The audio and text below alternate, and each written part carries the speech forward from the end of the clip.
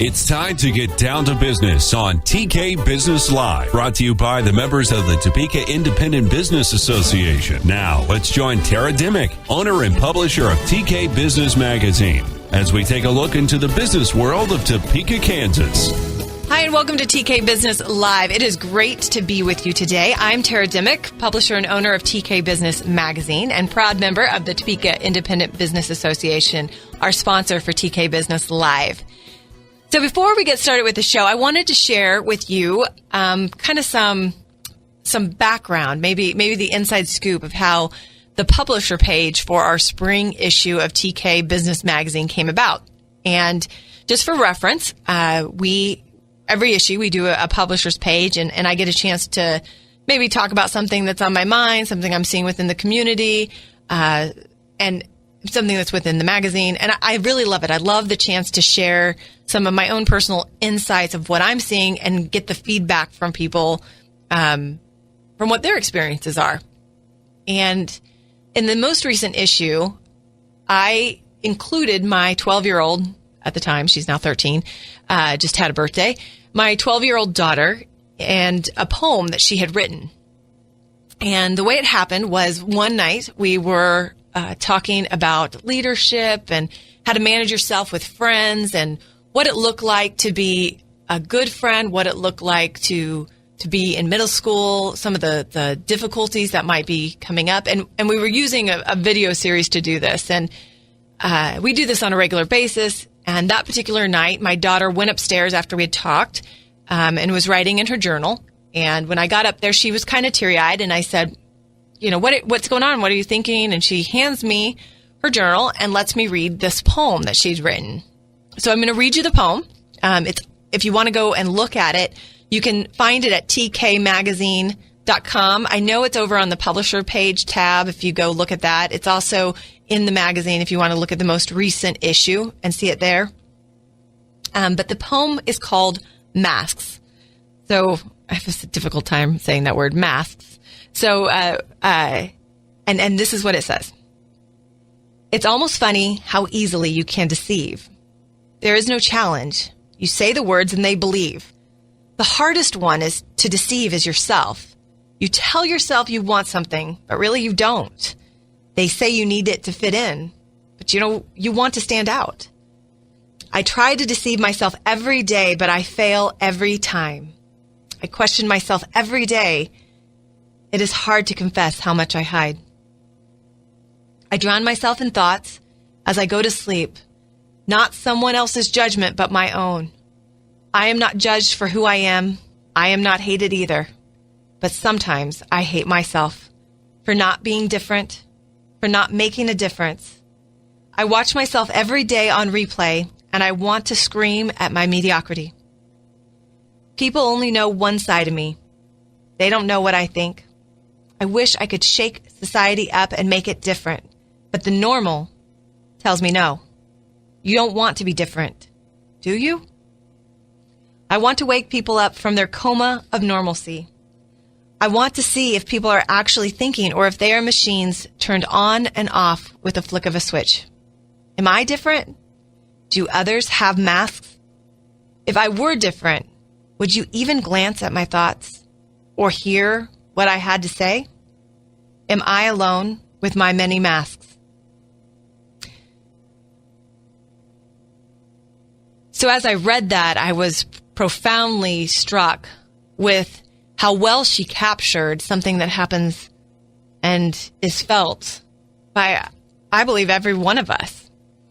Every one of us is trying to decide what masks to wear and when.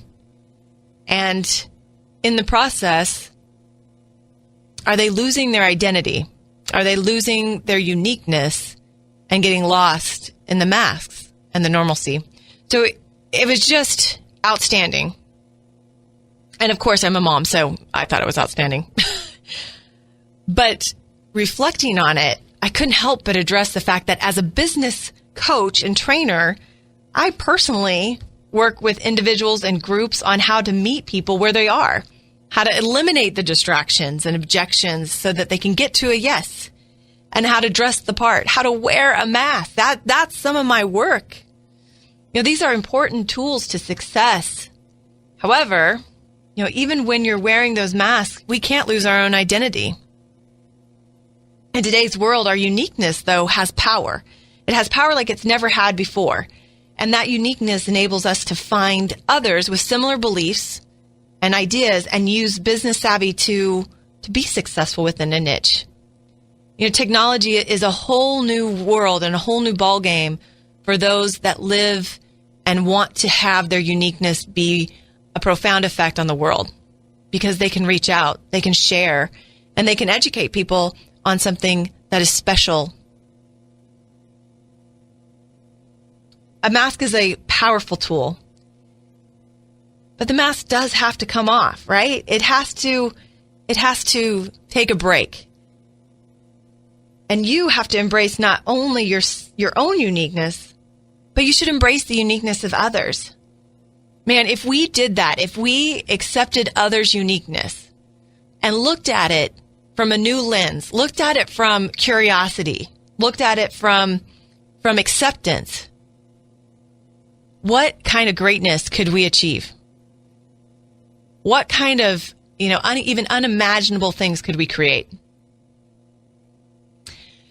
So I want to share with you one more piece of this whole conversation and a truth that I have.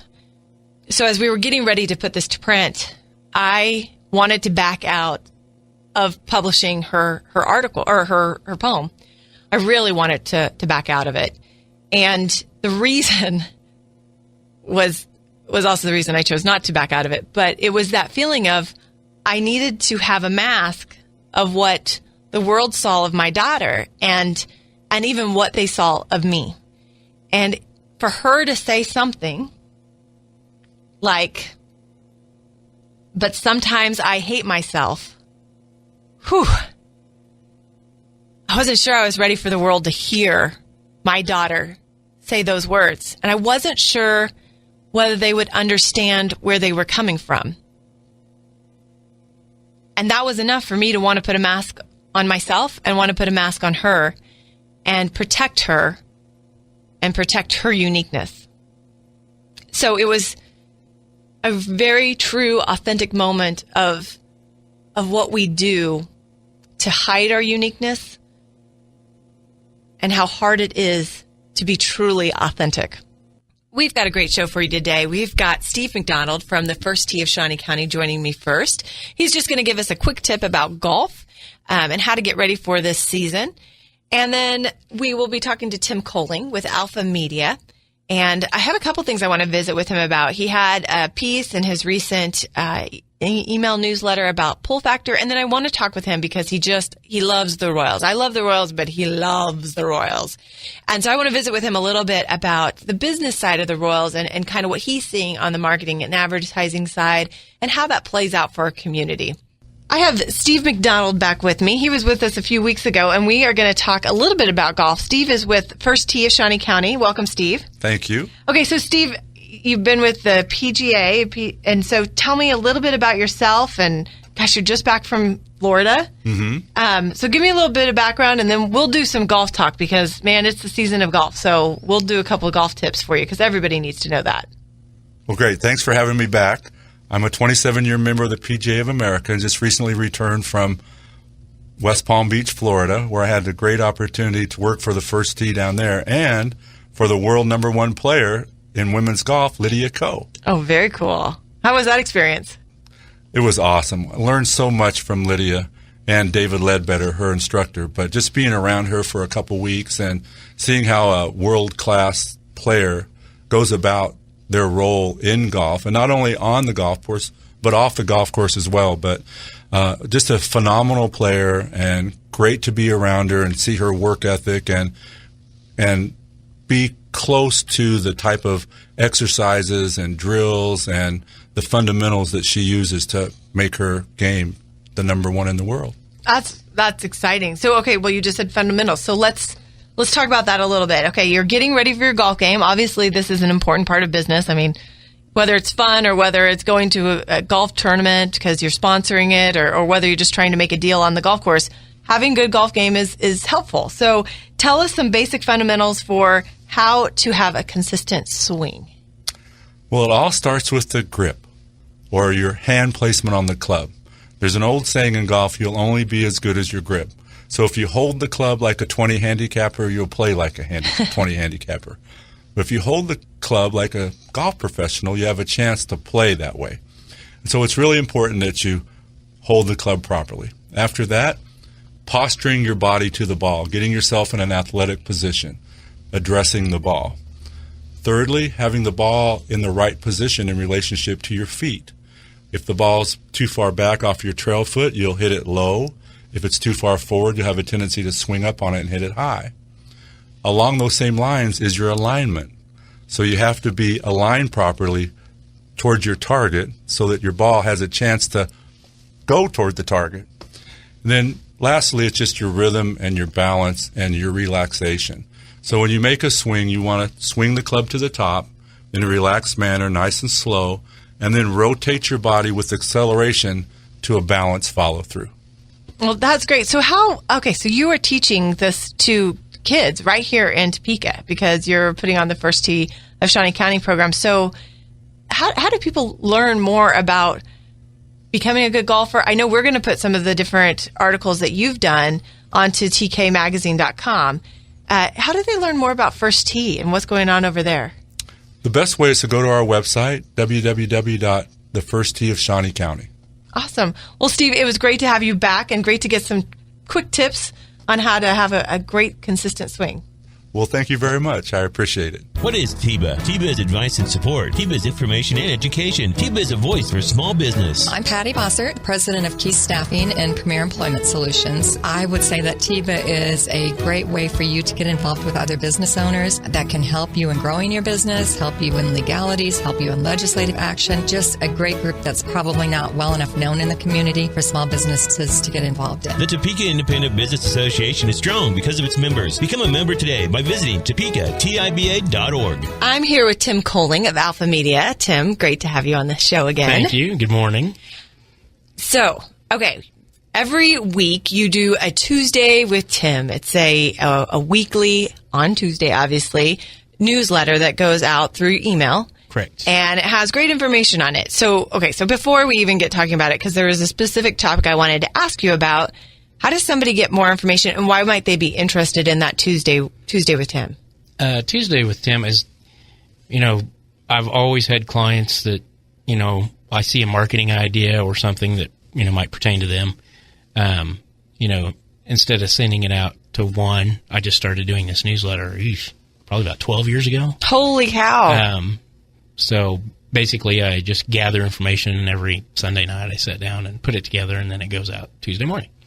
That's awesome. Very diligent. I'm very I think I knew that you had been doing it for that long, but you just saying that made me go, wow, 12 years. With new technology, I can do 4 and schedule them for 4 weeks. And that's awesome. So you just kind of let it flow.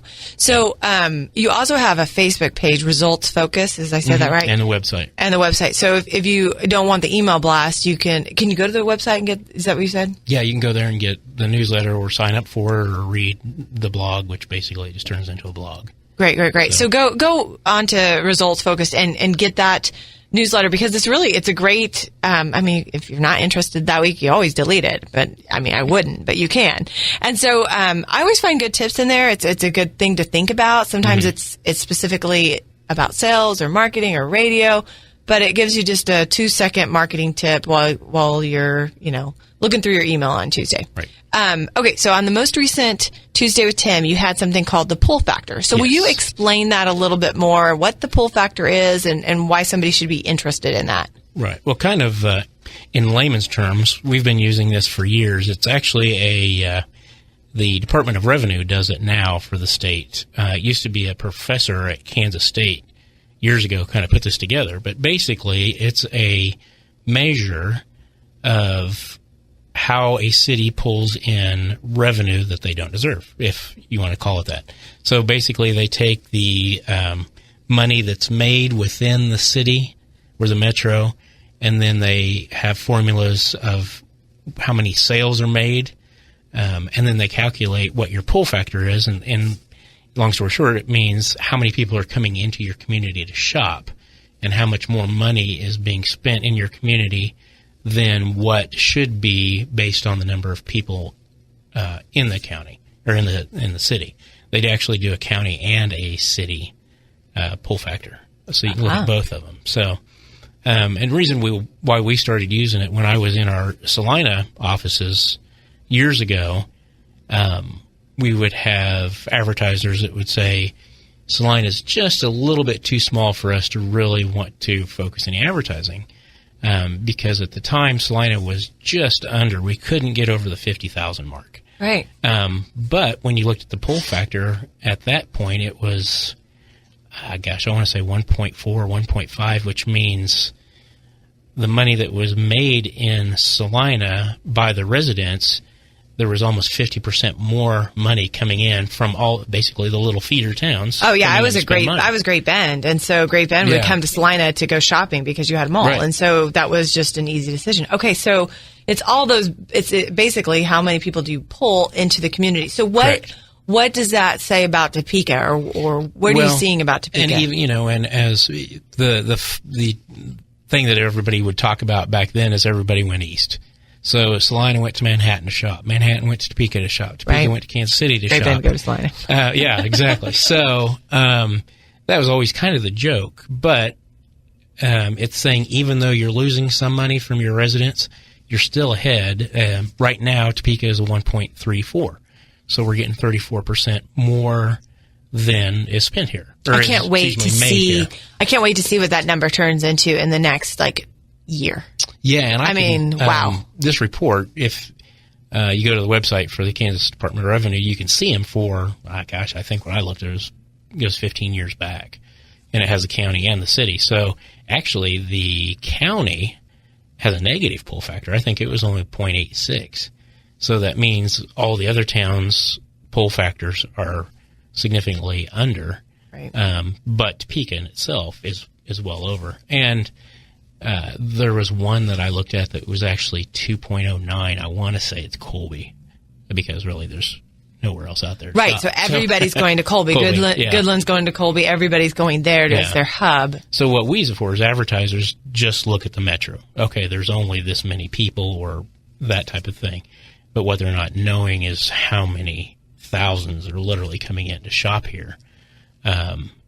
And we were working with an advertising agency one time, and the local business that was going to benefit from the advertising called them and said, I walk through my parking lot, and only half the tags are from Shawnee County.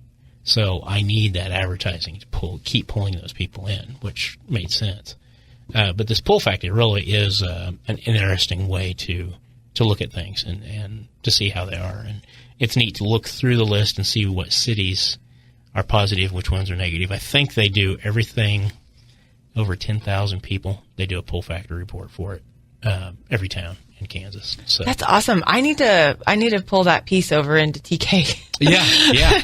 You heard it here. I'm going to bring that over onto TK's website, because that's really valuable. I mean, you think about even looking at it right now, and then you've got everything going on downtown. You've got things going on with wayfinding signs. You've got all this work going on with Noto and the Noto Arts District. And so it just makes you wonder, okay, if we're at 1.34 right now, right, and then we actually have all of these new things popping up that drive business, because businesses or people are wanting to see what's happening. They're coming to the new businesses that are there. They're going out to Noto. Noto's growing. How does that transform that number? Right. Yeah. The more opportunity, the more things to do, the more people will come here. Yeah. So I remember when we lived in Salina, a lot of people would come there. Theirs was so high because there was some fear of going to Wichita, that maybe it was too big, or, right, back then there was a little bit more crime going on there. I think that's not the case anymore. But so Salina would benefit from all the towns even to the south of them that might have went to Wichita too, right, like the Great Bends and right, that type of thing. So it was. I grew up in a little bitty town in Dixon County, and we went to Salina for everything. Mm-hmm. So that's basically how the trend is going. Okay, so we have one more topic to talk about. we both love the Royals. You obviously love them more than I do. I stay up and watch every single game, as we get into the end of the season. But you are a diehard and love them so much. I've only been to 3 games so far. I guess I've only played 5 at home. I wish I'd been to 3. Actually, it is just so much fun to watch them. They have made me have I have a love for baseball. I have a love for softball already. But man, they make me love that sport. But we're here to talk about business. And so what I really wanted to talk about was, really the business side of the Royals, and not just the business side of which player's making how much money, but how much money actually flows because of the Royals. Yeah. And there's a lot of things you don't think about. Just at the stadium itself. Of course, I'm in marketing, so I pay attention to all this stuff. Right. We're definitely bringing a marketing side to this between the two of us. So just walking around looking at the stadium and all the different little sponsorships, everything is sponsored, which is neat. Sonic Slam Inning, Capital Federal Royals Trivia, all this stuff, and it's really neat. And then you bring in the jumbo screen thing, and that's nothing but sponsorship activities in between innings. So, I kind of got into, I actually work with the Royals for advertising, and then here at AlphaMedia, we distribute the Royals network. So basically when they do the play-by-play, they send it to us, and then we send it out to the 70-some affiliates out there that carry the Royals games. But getting to know them and talking to them, it's interesting for what they have during regular season and what they have the opportunity to build revenue from. But then when they get into, like when they had the All-Star game in 2012 and when they were in the World Series the last 2 years, how much of that goes away because MLB comes in and says, okay, we get X number of seats, and it's a lot more than you think. It was almost, I want to say they get over half the stadium. So the Royals are able to take care of their season ticket holders and then a few more. So a lot of people complaining that, they're pricing it out of a range for the little guy to go, but don't blame it on the Royals. It's, MLB comes in and they take a lot of seats for all of the corporate sponsors for that MLB has. And even talking to them about what we'd call real estate there, the signage at the stadium, I can't remember what they said. It was either everything in the outfield from foul pole to foul pole they lost and MLB got, or it was everything inside the foul poles as far as signage and the video boards and everything like that. So there's a lot of money to be made there. And we talk about it with the sponsorships that we have just on 580 WIBW during the Royals games. We put commercials in there. We put sponsors in there. And since we distribute the network, we even have inventory. I have a client that's on all 70-some stations of the network with a commercial.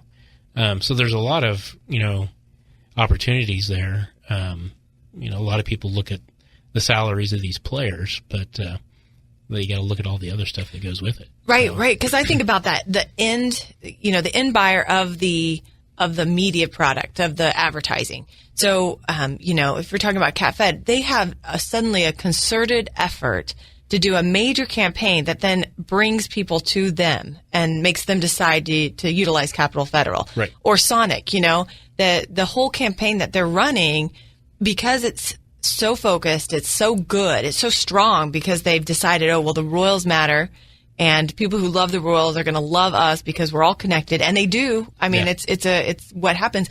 All that money then falls into whatever the community is. So if Topeka invests into the advertising of the Royals, then actually Topeka gets to feel the money spent in Topeka, right, because they are a part of this whole Royals love that is going on. And so, I think that sometimes, that it is that focus on the player and what people are making and those kinds of things. But really when it comes back to it, because of the way they're playing, because of the fact that people love to watch the Royals, because especially now, God love the diehards, but the fact that everybody has really enjoyed watching the game again, and they're watching it. And so it is having such a huge, I always say if you make a wave, how far that goes. Right. Their waves are humongous, and they're impacting big communities and small communities throughout the state of Kansas and Missouri. Oh, definitely. We, well, just to see the change in it, obviously, a few years ago, we had plenty of inventory during Royals games. Now it's not the case.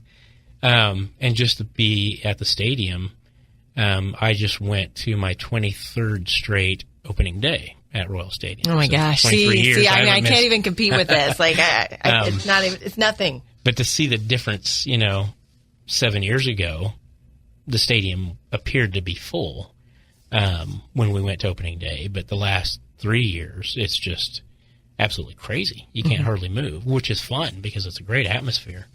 And I even take it a step further with my clients that are in the games.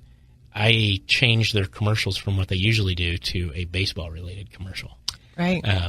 We actually won a couple big awards for one of our clients that we did a umpire. Oh, I love that type commercial. So, but if you really look into the, we talk about why advertise in sports, and kind of basically it boils down to you're not going to find a more passionate and loyal consumer than the ones that are tied to. There's two categories. Number one is religious programming or your NPR radio, and then the next would be sports. We carry the Royals. We carry Washburn, which is great here in town. We carry in the fall we'll be carrying K-State sports. We carry the high school sports. With high school, you got kind of a 5 or 6 year window of when people are going to be interested in that school. So outside of that window, there's not a lot of interest, but inside that window, when It's their kids crazy. are there, it is nuts. It's passionate, and we see that when we do high school sports. But then when you get to the college and the like the Royals, that expands so much because there's so many people out there that are huge fans, diehard one way or the other. And not only do they pay attention to who advertises, they have a little bit more loyalty, or there's some statistics I need to look up, but when they hear an ad or see an ad during a Royals game or a Major League game, how much more influence they are, or how much more willingness they are to try that product or try that business. And it's just because of their passion for the team. They're like, hey, if so-and-so's advertising during my Royals or during my K-State game, I'm going to go check them out, just because they must be good people. Right. Yeah. And that's a big part of it. You're Yeah. choosing to put yourself connected with the brand Right. of the team. And so, okay, well, I wanted to capture that. I haven't got a chance to talk about it, and there's been so many times I've wanted to, because I love the Royals, but I love what their wave, what they create, because Right. they're just they've been a great team. And so it's been so much fun to watch the change in advertising and the impact that they can have in a community Right. that's so far away from them. Yeah. It's not even in Kansas City. It's not even in Topeka necessarily. It can be in Salina or Emporia, wherever they're listening, is what's going to get impacted. So, all right. Well, Tim, thank you so much for You bet. joining me. It was great to have you on. I always love to having you join me.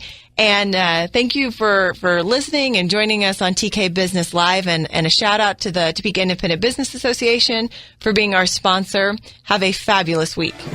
Thanks for joining Tara and her guests on TK Business Live. Join us again next Sunday at 11:30 to hear more from our community business leaders, entrepreneurs, and people making a difference in the landscape of how business is progressively moving forward in Topeka. TK Business Live is brought to you by the members of the Topeka Independent Business Association.